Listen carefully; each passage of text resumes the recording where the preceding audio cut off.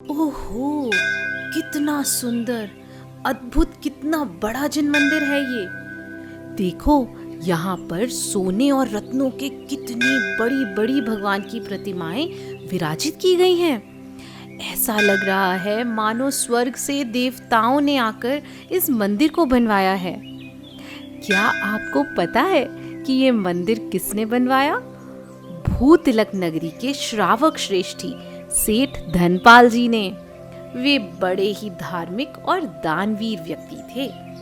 एक दिन उनको अपने व्यापार के कारण विदेश जाना पड़ा, इसीलिए उन्होंने मंदिर जी की रिस्पॉन्सिबिलिटी एक ब्रह्मचारी को दे दी।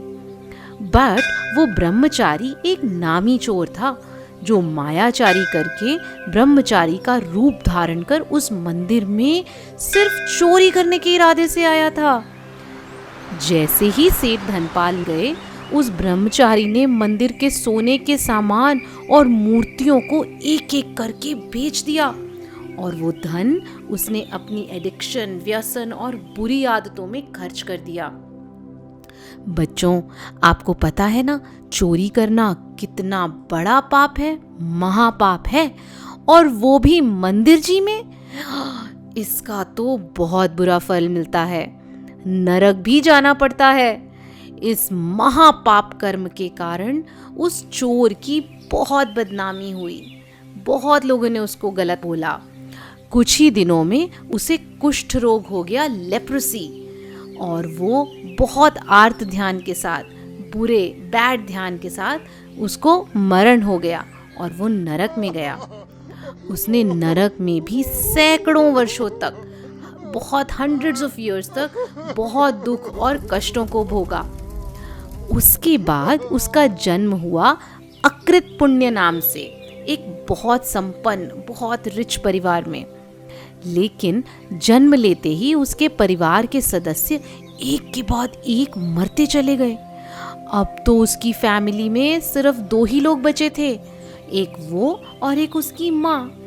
और उनकी तो सारी संपत्ति का, सारे धन वैभव का विनाश हो गया था, खत्म हो गया था सब कुछ। गरीबी के कारण माँ और बेटे को भूखा रहने तक की नौबत आ गई थी। उसकी माँ एक सेठ के घर खाना बनाने जाती थी।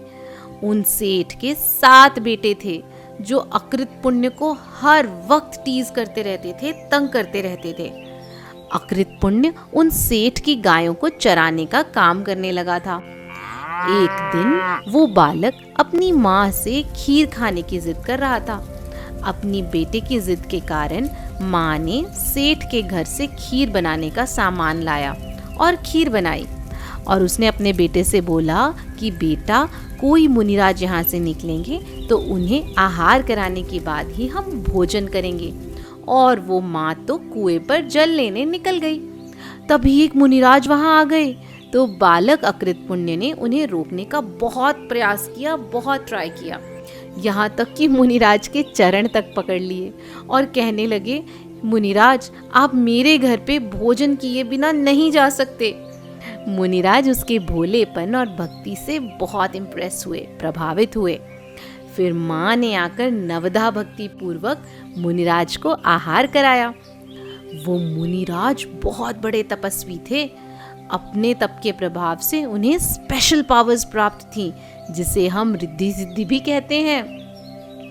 उन मुनिराज के पास अक्षीण महानस, कौन सी? अक्षीण महानस नाम की एक रिद्धि थी। इसका मतलब होता है अ मतलब नहीं, क्षीण मतलब खत्म होना, अक्षीण का मतलब खत्म नहीं होना।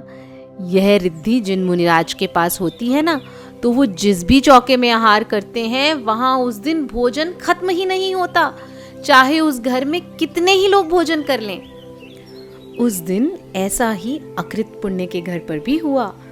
इतना खाना बना कि उस माँ बेटे ने पूरे गांव को ही भोजन करा दिया। ये उनकी जीवन का एक बहुत बड़ा टर्निंग पॉइंट हुआ।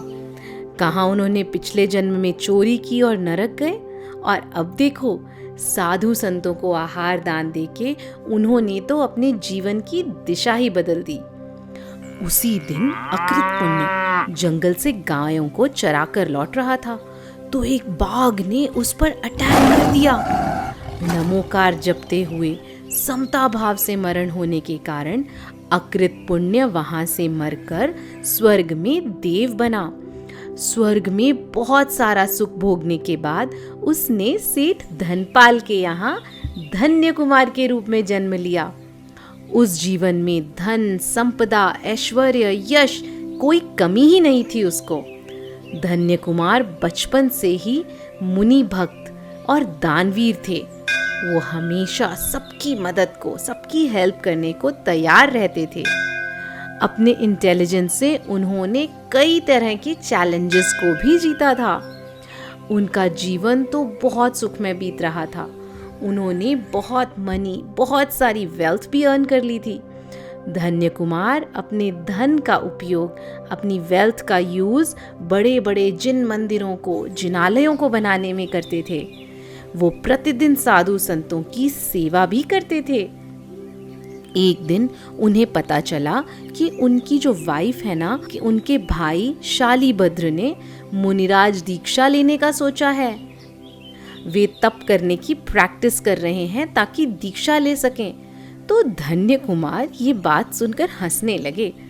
उनकी पत्नी ने कहा कि आप खुद तो कुछ करते हो नहीं और दूसरों की हंसी उड़ाते हो।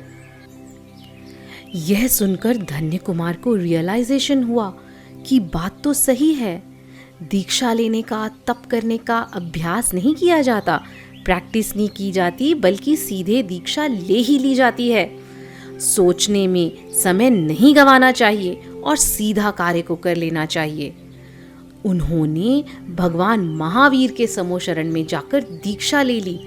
अपने साले शालीभद्र को भी साथ लिया। उस वक्त उनकी पत्नी और बच्चे तो उन्हें पुकारते ही रह गए। लेकिन धन्य कुमार ने कठोर तपस्या की और तपस्या करके उन्होंने सल्लेखना पूर्वक मरण को प्राप्त किया और सर्वार्थ सिद्धि स्वर्ग में अहमिंद्र देव बने। देखा बच्चों, धन्य कुमार को इतना धन, वैभव, सुख अपने प्रीवियस बर्थ में सिर्फ किस लिए मिला था? क्योंकि उन्होंने पूरी श्रद्धा भक्ति से मुनिराज को आहार दान दिया था। तो आप भी हमेशा अपने गुरु महाराज को सेवा भक्ति से आहार दान दोगे, उनकी वैयावृत्ति करोगे और अपने जीवन को भी सुखमय बनाओगे ना? जय जिनेंद्र।